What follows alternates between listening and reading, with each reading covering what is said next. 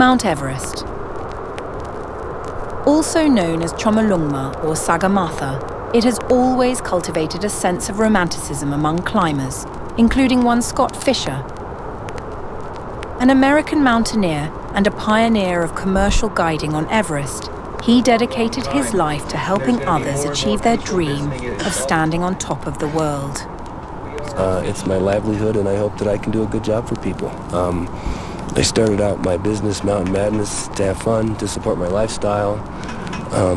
My mission statement would be to turn people onto the mountains. And if someone's goal is to climb Mount Everest, and they're willing to really work hard for it and pay their dues, I'd sure like to be the one to help them get there. In 1996, during one such expedition, Fisher was at Camp 2 when he received word. His friend was critically ill at Camp 1 and couldn't descend alone. Without hesitation, he turned back, racing down to save his friend, escorting him safely to base camp before rejoining his team at Camp 2. This heroic effort saved his friend's life, but would eventually take his own. Fisher successfully guided 8 climbers to the summit, but on the descent, the toll of the altitude and exhaustion began to show. His condition worsened. Still, he pushed on. But then, disaster struck. A fierce blizzard engulfed the mountain, bringing an end to his journey near the south summit, where his body remains to this day. Back in Lukla, a Chawton stands tall in his name at the Everest Memorial as a tribute to a man who lived and died on the mountain he loved.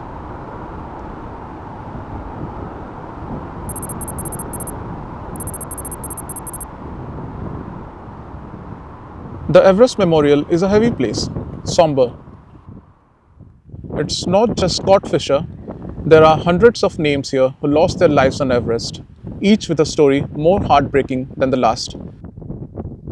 Stories of loss, of final goodbyes that were never meant to be. Sitting in Lukla, on the trail from Dingboche to Lobuche, it stands as a stark reminder of the other side of mountaineering, the dark side.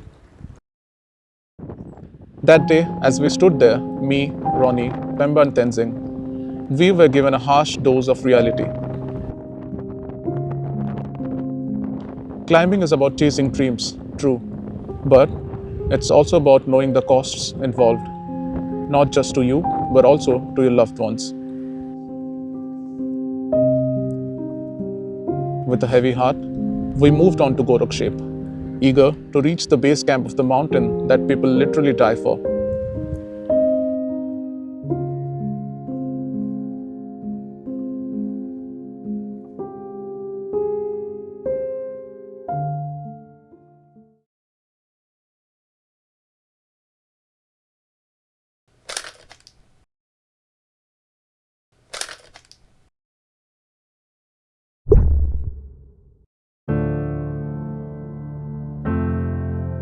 Sometimes there are decades where nothing happens, and sometimes there are weeks where decades happen. For the past 18 days, we had taken a very risky helicopter ride in inclement weather, been to the home of mountaineering legends in Nepal, climbed up a remote Himalayan mountain pass while suffering from AMS, been to the most beautiful lakes in the world, and traversed the longest glacier in the Himalayas. Our journey from Kathmandu to Lobuche had been a journey of personal growth like no other.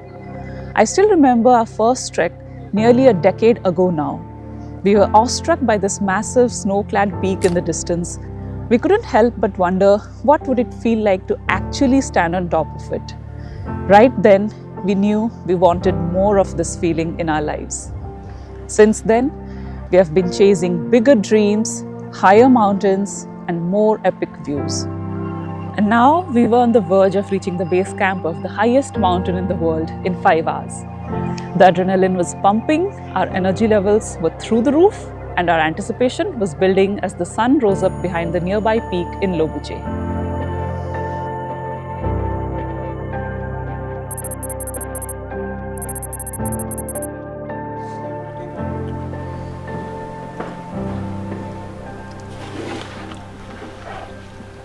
It was a beautiful sunny morning. Some were playing the dice game called Para Show, and some busy in their daily chores. Everyone seemed relaxed and happy, their mood perhaps a reflection of ours, as we set out for the day to Everest Base Camp via Gorakhpur. Hello. So today is the day we reach EBC finally, and we have come just 1 hour from Lobuche, and in the background you can see Pomori. It looks massive from here, and we have 2 more hours to reach Gorakhpur, and we'll take a bit of rest there and then we'll leave for EBC.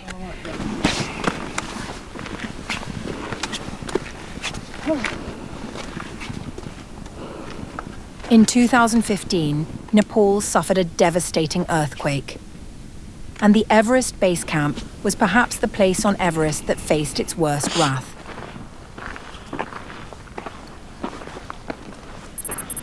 As we reached Gorakhpur, Jamjudai told us about his story of this earthquake. He was in Camp 2 on the Khumbu icefall when the tremors hit, and because the avalanche was triggered from the Pomori side, the higher camps of Everest were left unaffected. He tells the story of how he refused evacuation, came back down to base camp and stayed there for 2 more days, helping with search and rescue efforts and evacuating the injured, unbothered by the dangers from aftershocks. We already had immense respect for Jamjodai, but this made him a legend in our eyes in the truest sense.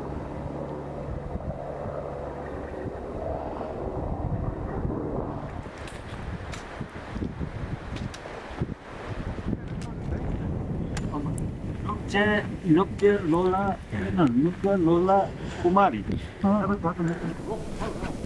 Oh, ice!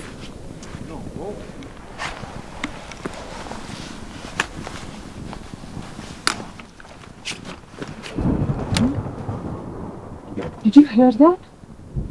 Yes, yeah. Avalanche on the other side.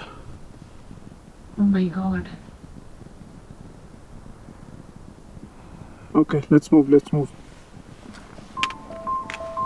As we continued to walk in the shadow of Nuptse and along the Khumbu Glacier, we received news that the Khumbu Glacier had been unstable the previous night and crossing it could be dangerous, and we have to wait a few more days for it to be stable again. That was a bummer, but we could think about it later. Right then and there, we were actually walking on it as we approached what could possibly be the most famous boulder on Earth. Written on it in the most legendary font in crimson red, Everest Base Camp, 5364 meters.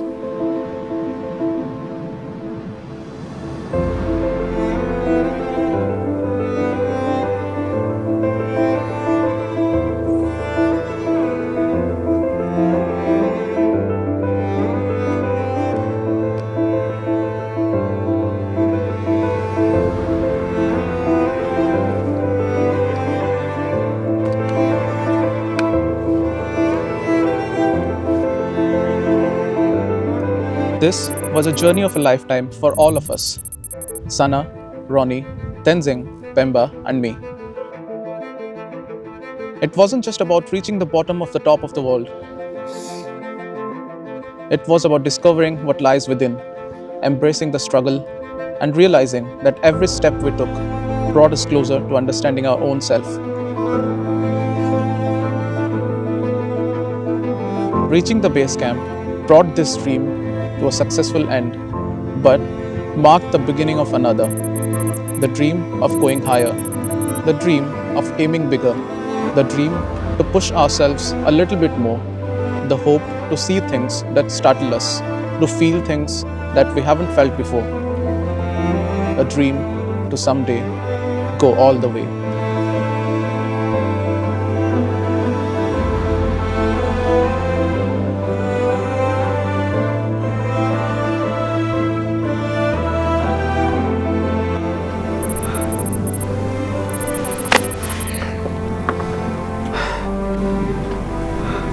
So we are at the Everest Base Camp, and I think here we'll finish our journey with you guys. We'll not be doing Kongma on this trip because we just don't have that many number of days with us. Also, right now the Khumbu Glacier is a little bit unpredictable. So I think it's best to leave Kongma for some other day, some other trip. And so bye from Everest Base Camp. Bye-bye. Bye-bye. Bye-bye from burnt skin, acute bear.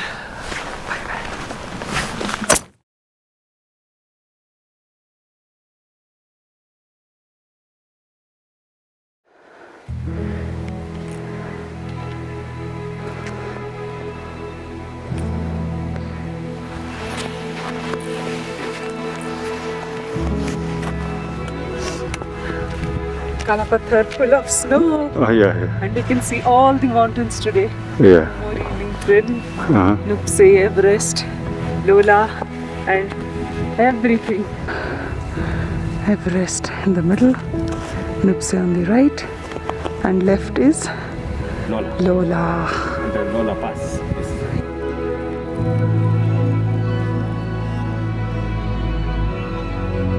And then downside, this is on the Purple Top of it. Amadablam also a little bit downside. And then this is Kangteka, Tamsirko, Tabuche, Solache, Lauja Peak. At Kalapatthar summit. After that, 50 meters. Yes.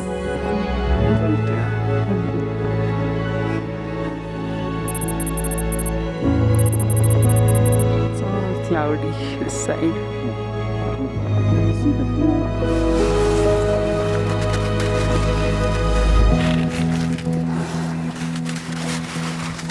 Okay, Yes. this is our Nepal brave flag. Brave flag, this is our government brave flag mix. 5,550 meters offside. Many brave flag. Okay, bye-bye. Namaste. Thank you, Jamjodai. Welcome.